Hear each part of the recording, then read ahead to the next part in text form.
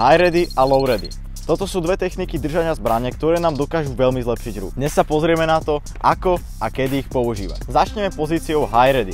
Keď nám nič nehrozí a sme v bezpečí, zbraň môžeme držať takto dohora. Toto držanie zbrane môžeme využívať pri tom, keď len hľadkujeme alebo sa s niekým rozprávame. Neohrozíme tým vlastne nikoho okolo nás. Z tohto držania môžeme prejsť rovno do high ready, ktoré vyzerá nejako takto. Pažbu mám opretú o predlakte, zbraň držím mierne do šikma a dohora 45 stupňov. Ďalšia pozícia držania je takáto.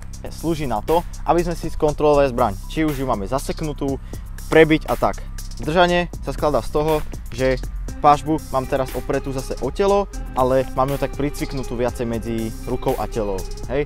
Držím ju takto do šikma, aby som na ňu pekne videl a môžem si prebiť, skontrolovať, či je zaseknutá a rôzne takéto veci, ktoré treba spraviť. Z high ready do zamierenia sa dostaneme jednoduchým spôsobom. Zbraň najprv odtlačíme od tela a potom si ju pritisneme k ramenu a zamierime. Nikdy zbraň neťaháme takto pri tele, pretože ak môžete vidieť, sa mi zbraň zasekne o vestu alebo o ďalšie príslušenstvo, ktoré tu môžem mať a netreba to riskovať. Takže som high ready, zbraň odtlačím a zamierim, hej. Takže to môže vyzerať nejako takto. Každopádne high ready nie je tak používaný ako ďalšia technika, ktorú tu mám pripravenú, a to je low ready. Poďme sa na ňu pozrieť. Ako som už spomínal, ideme sa teraz pozrieť na low ready, ktoré vyzerá asi nejako takto. Takisto sa pozrieme na pozíciu, ktorú môžeme používať iba len pri takom hliadkovaní, ktorá vyzerá nejako takto, hej. Zbraň držím takto a pažba smeruje smerom ku ramenu. Túto držím zbraň normálne a smeruje dole. Keď chcem ísť do low ready, tak už idem do taktického postoju. Zbraň si opieram o rameno a zbraňou mierim dole, hej.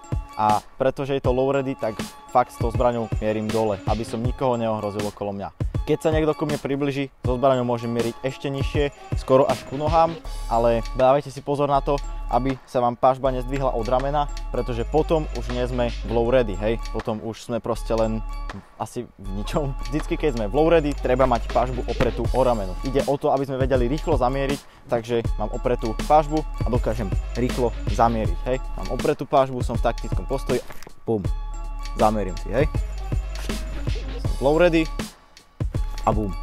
Takže pozreli sme si základnú techniku, ako používať high ready a low ready. Kedy sa vlastne tieto postoje používajú? Low ready doporučujem používať, keď sme napríklad v lese, na väčšom otvorenom priestore, hej. Tam nie ste tak na kope a neohrozuješ ľudí okolo seba, ale keď už sú napríklad na nejakom sekvebečku, v nejakých uzavretých priestoroch, kde máš ľudí vedľa seba, tak väčšinou používajú high ready na zbrane, hej. Aby si proste mieril mimo svojich spoluhráčov, ktorí sú pred tebou.